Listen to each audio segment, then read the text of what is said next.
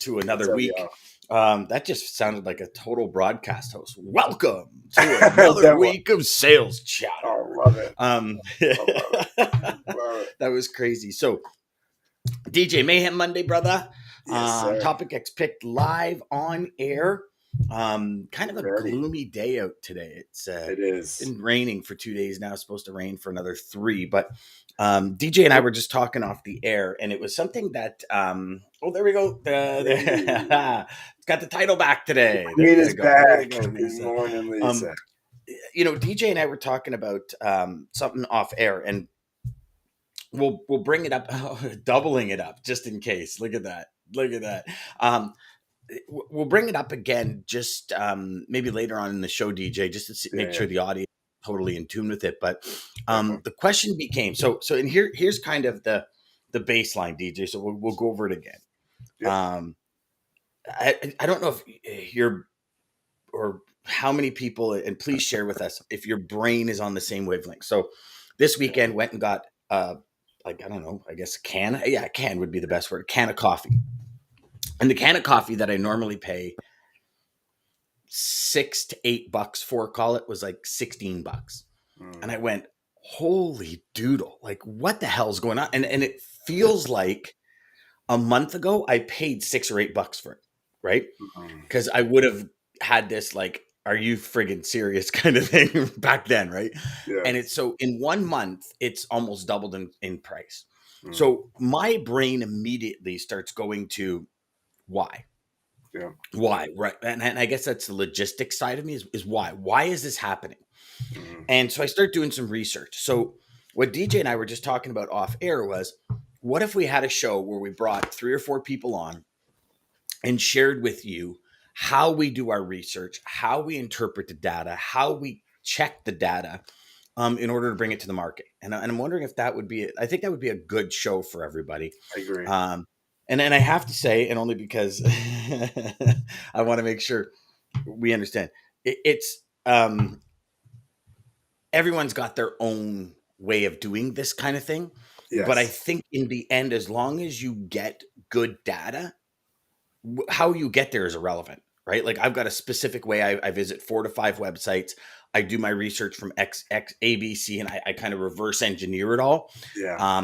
You might have a different way. Dean has his system where everybody pools the data and he interprets the data, but it's that interpretation of the data. And maybe we'll even do it for a Wednesday. I love it. Maybe we'll bring a couple of people on because it is data day, right? Yep. No, I love it. We got some great comments, and especially Richard. Thank you for look at that. 3 racks of ribs from $22 to $56. What? Yeah. You see, is that not crazy? Like, is that not insane? And it's just in it. And again, so we've been talking about this for a while, right? Prices are going to hit us. But to me, it almost feels like it's overnight. Like I remember grocery bills going from $2.50 to $2.80. Now the same groceries, because we are all creatures of habits. We typically buy the same shit every week. Yep. And we're up over $3.15. So we're $75 increase on average on groceries. And that's just a regular grocery shop. That's not like, going out and buying prime rib or anything like that, right? It's just a regular grocery shop. And I think it's going to get worse before it gets better. But it was interesting. So I'll just share with you guys a little bit.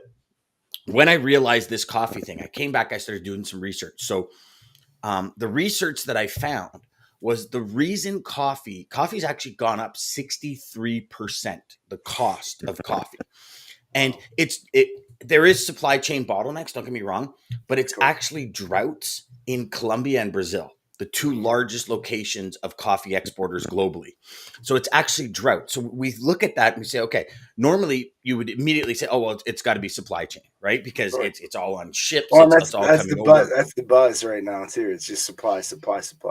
Well, yeah, if anything's wrong, it's like it's a supply chain issue. Yeah. But when we're talking about, like last week when Dean was talking about produce is down 50%, right? And there's droughts on the other side of the world, or south of us anyways, that's causing the coffee shortage. They were saying, yes, it is a little bit to do with supply chain because like everything else, instead of 22 days, it's 47 days. And then it's, 2 weeks at port, depending on which port you're going to.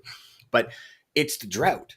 Yes. that is causing the major increase in coffee. So it's like we're being hit with this perfect storm, right? We have the supply chain, we've got all these other, the well, Yes.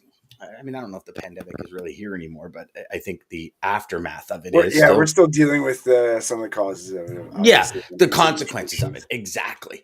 And so it's anyways, I just thought it was insane, and I figured, you know what, why not start the Crazy. week on kind of like a, I don't know about you guys. So, and here's where I get, like, I'm a data geek, right? Like, I love I it. I love love it. data. Well, because Like, when you really dial it down data, it's almost like you do feel, and that's why I say, feel like uh like Dean has a crystal ball, because it does. When you really, really, really, I mean, you can take a pretty good educated guess on how things are going to go.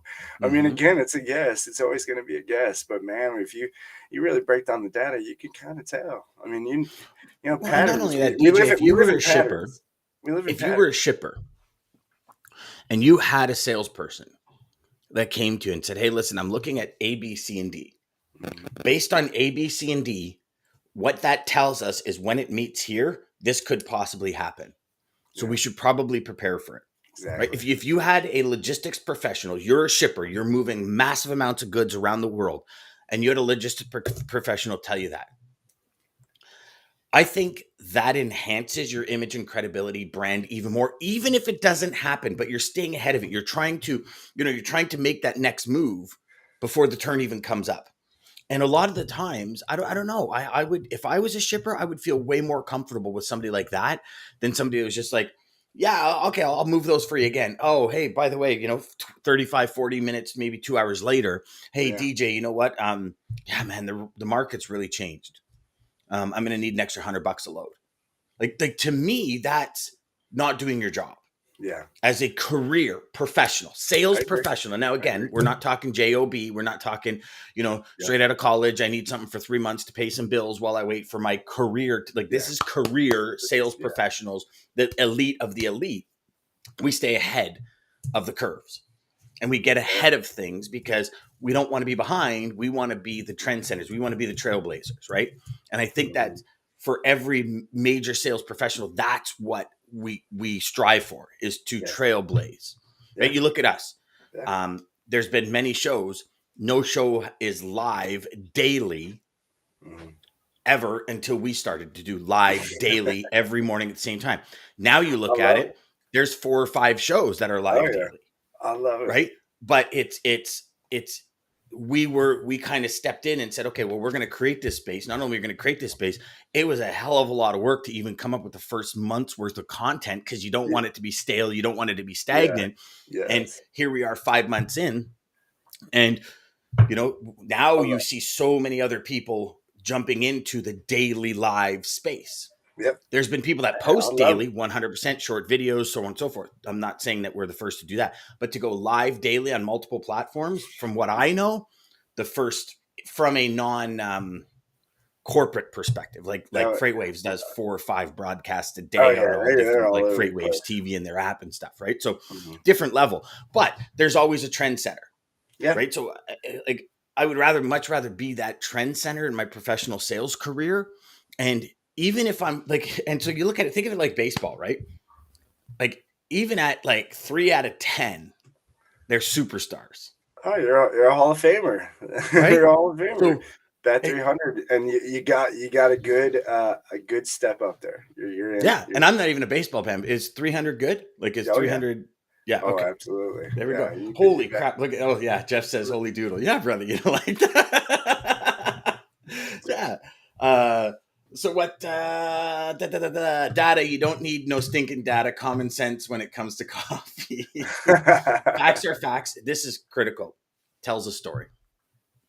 Love that. Yes, Yeah. sir. Love that. Yes, you're speaking my language. Boom. Yes, Jeff. Actually, Jeff, we'd like, if we do that Wednesday show, we'd love for you to be on, because you're getting some serious data these days, and we'd love to kind of pick your Yeah, brain as to where you get it, brother. Because I think and again, I and again, so everyone watching and listening, share your thoughts, because this is super important. I think when it comes to data, for me anyways, speaking personally, when I first started to get into the data game, it was overwhelming.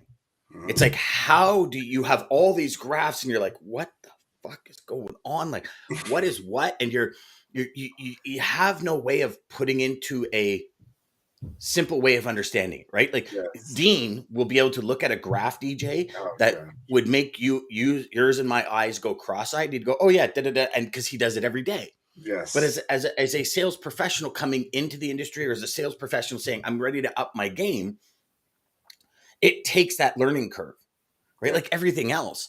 And but that learning curve can be like, holy crap. I mean, everything that I do anyways, I try and find 3 or 4 different articles on it. And the reason I do that is because everybody's going to write from a different piece of the information. But if you kind of gather 4 or 5, I forget who it was. One of my mentors said, one of his mentors says, like, how do you figure out what's kind of right, wrong, and indifferent? He says, well, what I do is I read 4 to 5 books on the same topic. I don't read one book. I just heard and that. that's I it. just heard that too. I just heard that. Mhm. So yes, Yeah. you're right. He says, I read 4 to 5, and then I come up with my perspective or my process out of those 4 to 5. And it's an interesting fact, right? Because you have 4 to 5 people, let's call it sales, right? You have 4 to 5 people. You got the Jeb Blunts, you got the Jeffrey Gittimers, you got the Zig Ziglars. Like you can go through 100 different people that write about sales. Bob Bird, you read 5 of their books.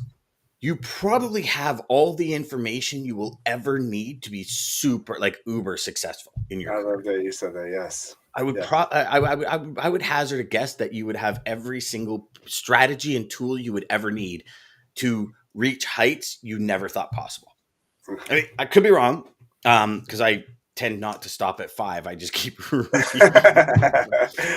We're sponges. Good morning, Flatbed Queen. I see her up Yes, there. there she Morning, is. Jessica. So we have Insurgent. Man, they vaccinated me, then they what the hell? Okay. So I have to just you didn't read that before block you put it him. Okay, officially blocked.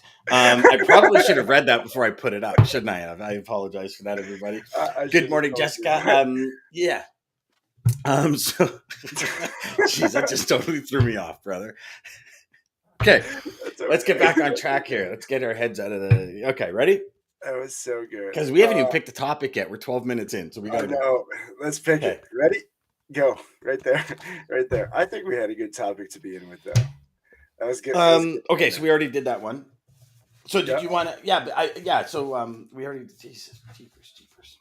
Okay, that was driver-centric freight sales. That was one Greg was all over. Yes. Right there. Let's see what we got. We already did that one. Oh my goodness.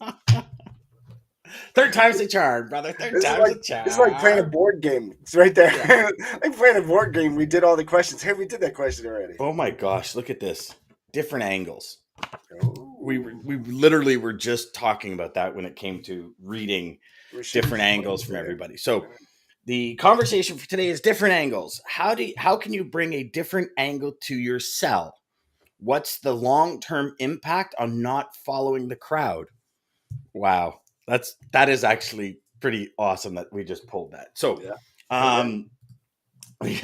Jessica said, hey guys, laugh out loud. Yeah, we blocked Insurgent, whoever that was. Yeah, so, sorry, Insurgent. We don't want to hear about your wee. Yeah. So it says, how do we bring a different angle to the sell? So, and I wrote here in brackets a customer name and rail. And what I mean by that is, so I'll share a quick story. I was dealing with this major quartz supplier and biz and company. And through the process, they do stock transfers, right? So many customers do stock transfers if they have multiple warehouses. And I was watching the stock transfer. We were doing about 2 a month, and they were on B trains across Canada. So for those of you who don't know, it's about $16,000 to $20,000 for a B train to go across Canada. Flatbed, it was like 106,000 pounds. It was a big truck, right? A big order. And after watching this for probably 3 months, I started to do some math, and I figured the cost was about 47% more based on the amount of slabs that went and the additional cost to sell in a different market. right? So going from Ontario to BC, BC to Ontario. Wow. And so 47% cost. Then what was happening is this company, typically, like most companies, they drop their prices on the last week of the month to hit quota and to, make get sales, right? inventory out. Yeah. So I stepped up one day and I said to my customer, I said, like, listen, how much on average does your company drop the price? They said, well, 10, 15%. So I said, okay. So now we're up in the 60% range, more expensive. So I sat down with them and I said, listen, like, you're doing these stock transfers. And based on what you're doing now, full transparency, we were making about $2,500 no, we probably not 25. We were probably, because we paid back fuel. So we're probably in that $2,000 mark for the B train going across Canada, right? So, and the reason I say that is because to hold a $20,000 receivable, like I need at least 10% in order to hold it. So we were in that $2,000 to $2,500 mark from a GP perspective. Okay. So I sat down with the customer and I said, listen, like, I think there's a better way to do this. We would have to kind of recreate the wheel, because from the people that I've spoke to, it's never been done before. And what I was looking to doing was putting 10-foot slabs of quartz on a rail car. And so if you understand the way quartz moves, it's a 10-foot by about 5.5, sometimes 6-foot slab. And they sit in an A-frame.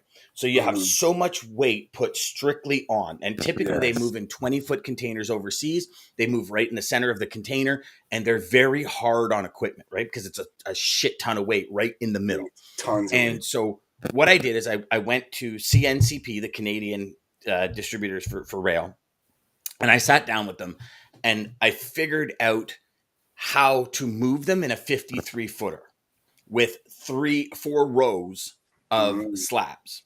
Okay. So what we did is we created. What was the weight on that? So what we did is we could only move 55,000. So rail car, a container maxes out at 55,000. But here's the difference. Okay.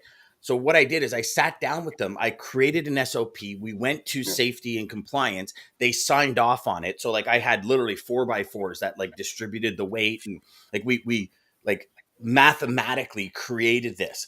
I went in, I built 10 different framing systems for them. Like literally went to Home Depot, bought all the wood, bought the hurricane straps, everything. I built the whole thing for them. And I came out and I said, okay, here's the way it works. So we load it the same way you would unload a container. And it's like, so it's this big clamp that kind of picks up the slab.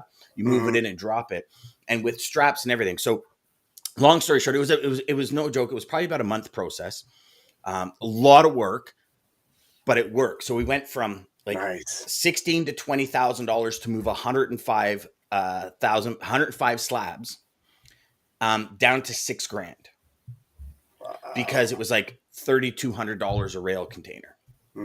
Right. So like you think of that price cut. So what we had to do is we had to move 2 rail containers to meet that 106,000 pounds, 110,000 pounds, but it cut that cost. So what they started doing is they actually like quadrupled their stock transfers, because different markets bought different products.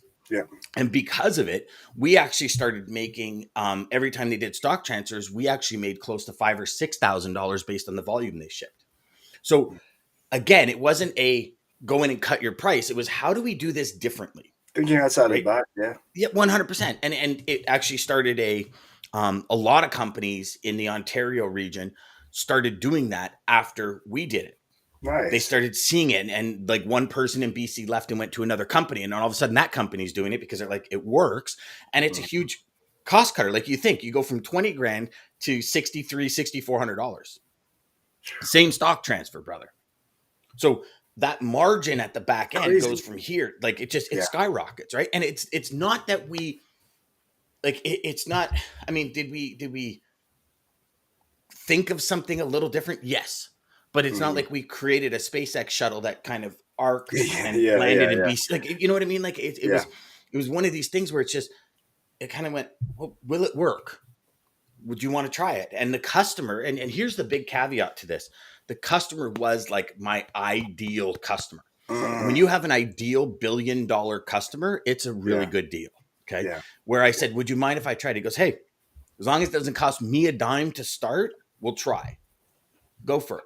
And I said, well, you are going to have to pay for the materials. He says, so what are we talking? I said, I don't know, $300-400. He says, yeah, go, whatever, man, just build Yeah. it. So like it was, but you know, it was funny because I remember him looking out his window into the warehouse, and there I am with like chop saws, and I'm building. And he comes out, he goes like, I thought you were a salesman. I'm like, Yeah. yeah, Who well, is this guy? you gotta be whatever you gotta be. But it was like literally. So what we did is we took the measurements. So they had steel A-frames that came in from overseas because it all came from Israel and stuff. So we had steel A-frames. So I like literally took all the measurements of the steel A-frames and recreated them in wood. Just because, so rail cars, right? They do a lot of this, yeah. right? Whereas trucks, it's kind of bouncing like this, and rail cars, like it's violently shifting side to side. Yeah. So there was like bracing that needed to be done. So it's like these things had to be so in the center, and then there was A-frame bracing that we put in beside them, and straps and steel straps, and like it was a pretty cool venture.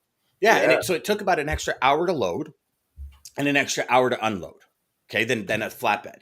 So we're talking 3 guys at $20 an hour. So, you know, call it an extra $200 each way, and it was $6,300 to move the same. So you're calling it call it $7,000, just for argument's sake, $7,000 over 20. Oh yeah, pretty good savings. Right? Yeah, pretty good savings. 31, almost. Jeff says. It's more of a consensus, staying neutral, coming up with info based on your findings. You also have to use your knowledge, experience, and gain trust and partnerships. 100%. Regarding data, yes.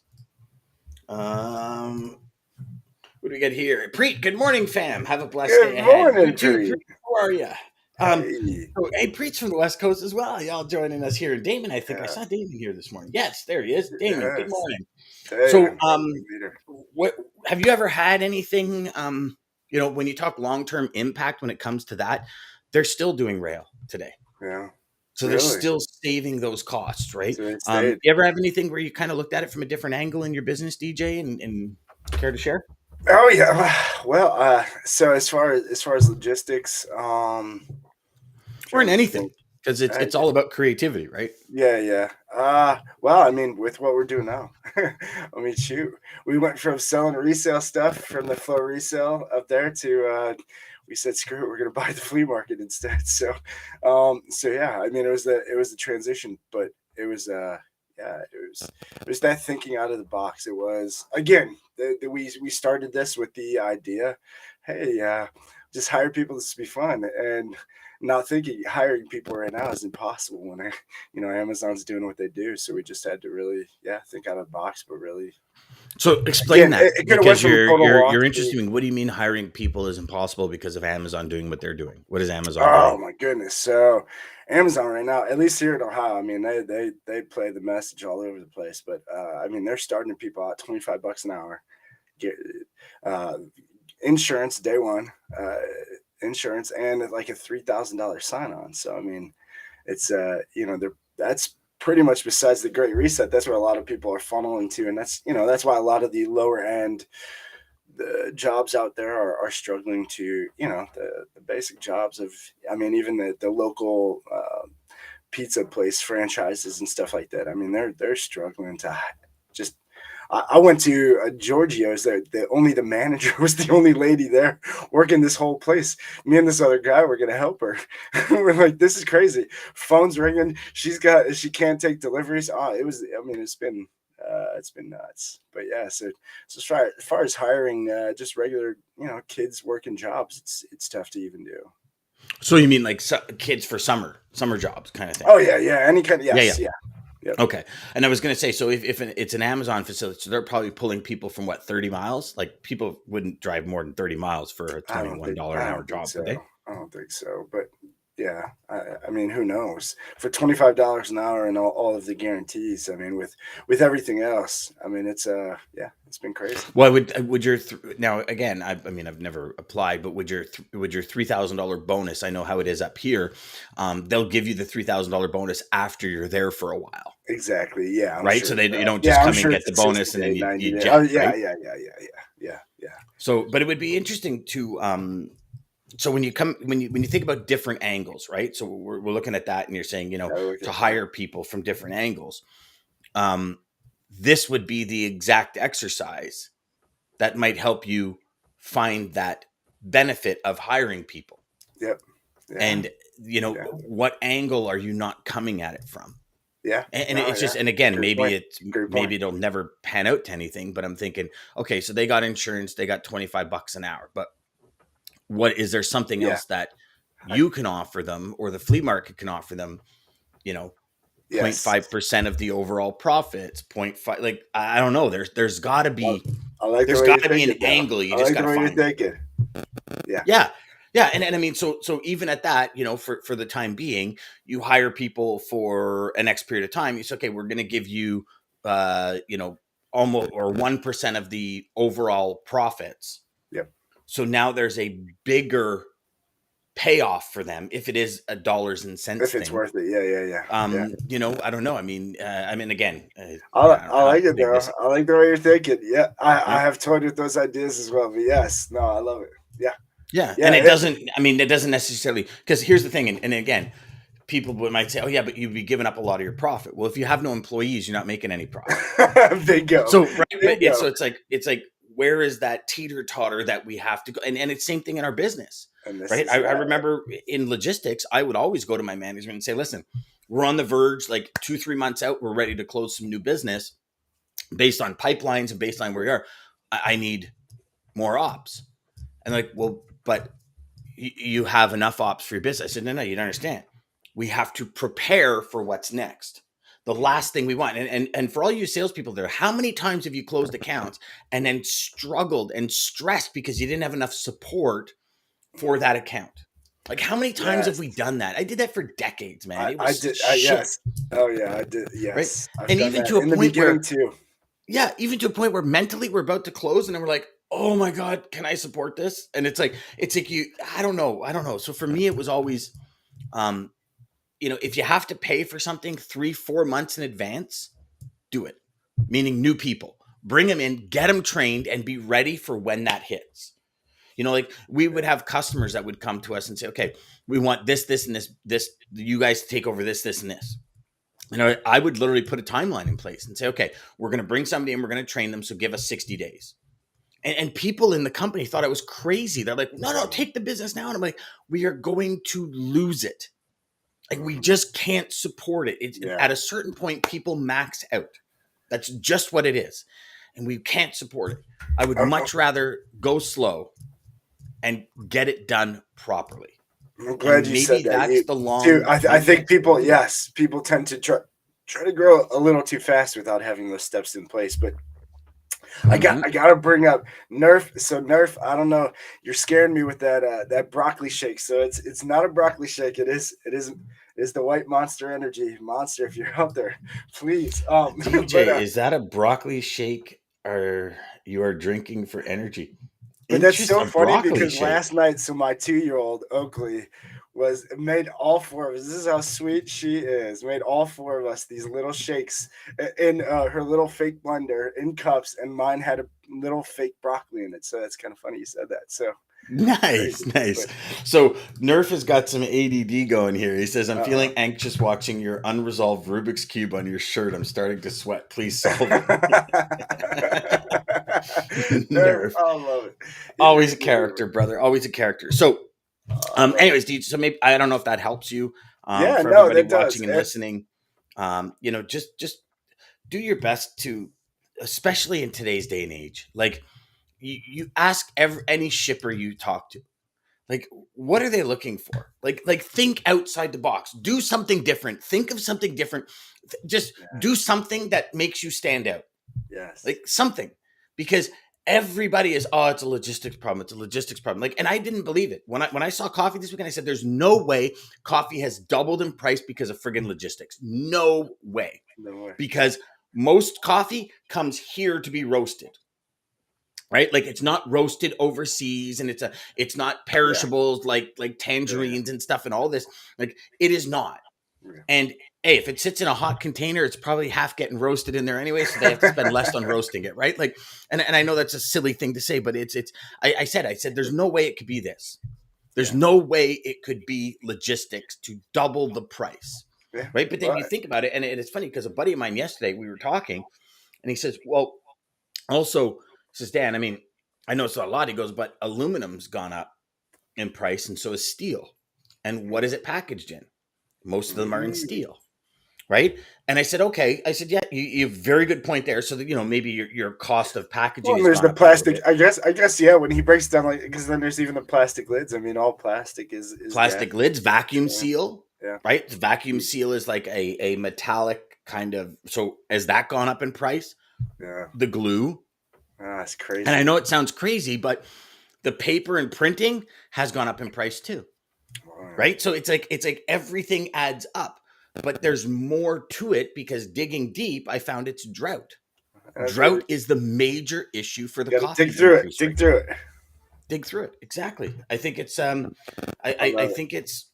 think it's mandatory as a sales rep, as a professional sales rep. I think, DJ, we owe it to our customers to be at the top of our game.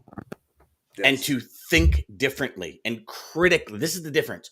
Critically think about your customers, their supply chain, and how you can add like gold to it. Yes. Make that your mission this week. Make that your mission this week, guys. Mm-hmm. Your mission for this week. Try to figure out that angle to really maybe fix a pain point or fix something. Or just even make something just a little bit better. But try to look at that angle. Yeah. Oh, I love it. Yes. All right, brother. What we got? What do we now? Did your quote, because that really went in like multiple directions here. So. Well, like it's been lately. I'll tell you, and that's why I'm cutting it off, because I think you hit it like at the perfect point that it led. Right. We'll see. But hey, thank you everybody for joining us. As always, Monday mornings we know are not fun, but start it right. DJ, they're the best day of the week, brother. Come on, what are you talking about? You have a blank canvas for the whole week. You got 5 days of a blank canvas to make anything happen. That's right. That's the best day of the week. Yes. For us high achievers, so yes, most of y'all probably watching, you were waiting for today, like we were, to get ready and start this week. But again, thank you. Way to pivot on that one there, brother. 9 a.m. till 9:30 Eastern Standard Time. Start your day right with us. Thank you to Daman, American Logistics, Centurion Trucking. Thank you to Nerf, as always, bringing the humor to the show. And thank you guys. Just thank you, everybody. Quote today. Hopefully this is a good one. Sorry, Jeff. Socrates. This is from Socrates. Hopefully you like this one. I cannot teach anybody anything. I can only make them think. Oh, brother. Did you pick that before the show? Yes, sir. Yes, sir. DJ, I'm going to get you to give me lottery numbers, because this is crazy, man. How have you not won the Powerball yet? That's friggin' insane. It was crazy. Insane. Right? Yeah. Have a great day, everybody. And again, the original morning show. Huh? That's right. To the HPLS podcast. Live, relevant, and high performance. Information, conversation.